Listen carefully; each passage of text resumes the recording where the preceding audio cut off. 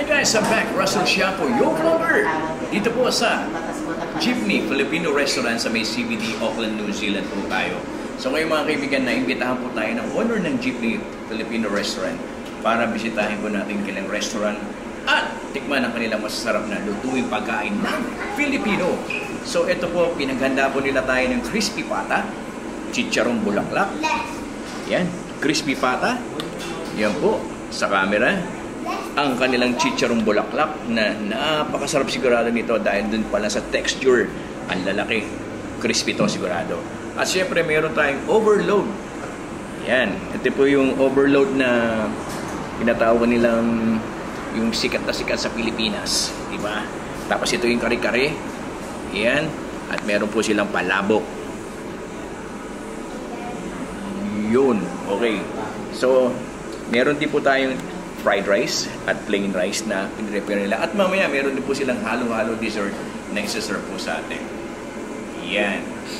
Yan. Alright. So, tikman na natin. Alright, sabi ni Direk, tikman na natin.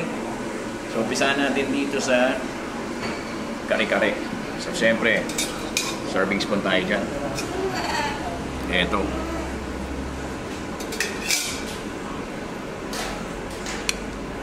Ooh. Tingnan nyo, may gulay, fresh yung gulay nila. Mayroong eggplant. Ayan ang ano to. Yes. May paborito kong gulay. Bok choy. Ayan, yan ang karne, oh, crispy. So ito, first bite ng kare-kare ng Jeepney Restaurant. So kuha tayo din sa pang-serving spoon. Ito. May konting kanin.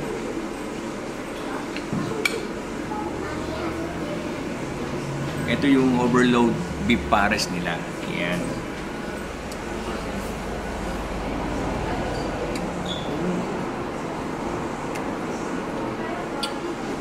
Kakaiba yung lasa ng kare-kare nila. Ito yung talagang Filipino kare-kare style. Marami na po tayo natin ng kare-kare dito sa around sa Auckland ng mga Filipino restaurant. Pero iba-iba ang lasa nila. The best na lahat. Okay? Okay, so next taste natin. Ito po ang crispy pata nila. Ito. Kamayin na natin para boy scout. Kasi sa pagkain ng crispy pata, kinakamay.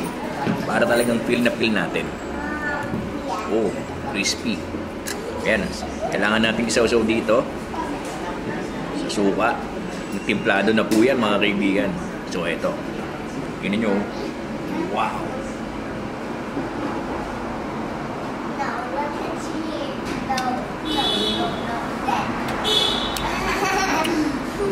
Crispy pata ang lasa nito.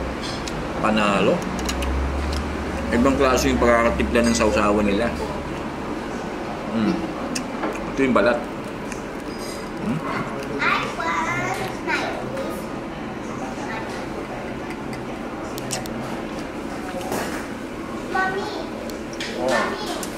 Okay, ang next naman natin yung chicharong bulaklak. Siyempre, lamang loob yan. Ito yung tinatawag na intestine. Okay? So, yun yung hiwa. Crunchy. Siyempre, sausaw natin sa suho, sa vinegar na may sili. Yan.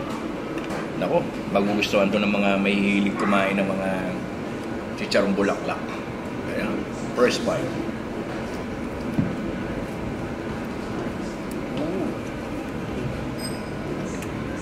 Ang sarap nito. Sarap. Crispy, tsaka chicharong na bulaklak talaga. Pero ingat kayo sa pagkain nito chicharong bulaklak. Di ba? Kasi pag nasobrahan kayo, baka magagawad kayo. Pero napakasarap nito mga kaibigan. Yes. Natin to taste is the palabok. Yan. Siyempre, dito lang matatagpuan sa Jeepney Filipino Restaurant. So, lagyan natin ng lemon. Ayan, oh. Oh. Okay. So, haluin natin. Tagal-tagal na rin ako hindi nakakatikim ng palabok. Okay. Ayan. So, tayo ng yun. Tayo ng konti. Ito. Siyempre, roll natin para hindi mahulog. Ayan. tikman na natin ngayon. Ito. Wow! Sarap ng palabok nila. Marami na ako natikmang palabok. Pero ito, panalo. Tapos may ingredient. Ang laman nito, siyempre may itlog. Merong onion, onion spring. Ayan. Onion leaf. Tapos, itlog. Siyempre, ayan, kikita nyo sa loob. Ang ganda ng texture niya na pagkakaluto. Golden na golden. Okay, so next is itong nilang overload beef pares. Ayan, oh. Wow. Ang daming laman, ang lalaki ng hiwa. Tsaka yung aroma ng itong beef pares nila napakabango. Talaga magugutom ka sa amoy pa lang ng sabaw. So sige, subo tayo. Natin. Yes.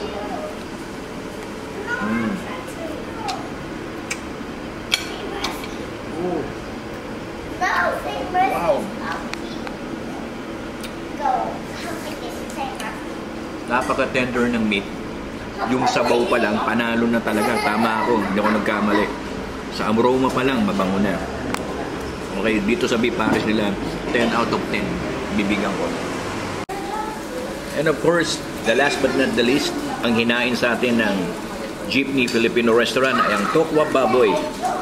Eto, sigurado to magugustuhan din ng ating mga kababayan. Ayan.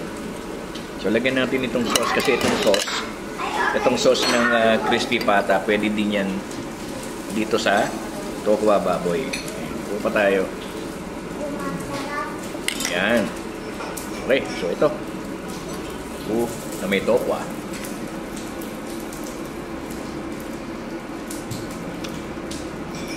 Good.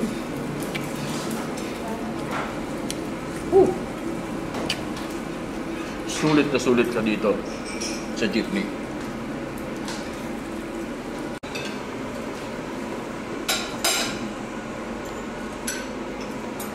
Okay guys, temporarily, ito po ang ating vlog featuring Jeepney Filipino Restaurant dito po sa Food and Travel with Russell. So, puntahan nyo po sila. Ang opening days and hours po nila is from Monday to Sunday, 11 to 9 p.m. po yan mga kaibigan. So, puntahan nyo po sila. Wala po silang pahinga. Okay? Ang address po nila dito po yan sa may Cairo, across ng Upper Queen Street. Hanapin nyo lang o i-google po ninyo ang Jeepney Filipino Restaurant. And of course, shout out sa may-ari, sa ating kaibigan. Napakabait. Siya po ay isang Nepali. Napakabait po niya at tayo ay nangimbitahan para magpunta rito at i-taste ang kanilang pagkain. At syempre, salamat din sa kanilang dessert. So ito na po kanilang dessert, ang halo-halo. So, overload halo-halo po ito para sa akin. Nandito yung ube halaya sa ibabaw. Merong ube ice cream, merong leche flan. At sa ilalim po, syempre, nandun yung mga sahog. Meron ako nakikitang, ayan o, parang may langka sa ilalim. Wow! Merong buko. Hindi ako nagkakamali, buko yata yun. Yes, may gulaman. So, tikman natin. First taste natin sa kanilang halo-halo.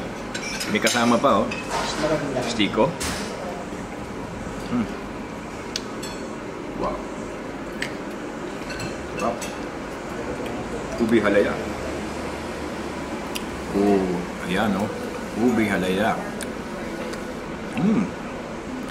Ayos.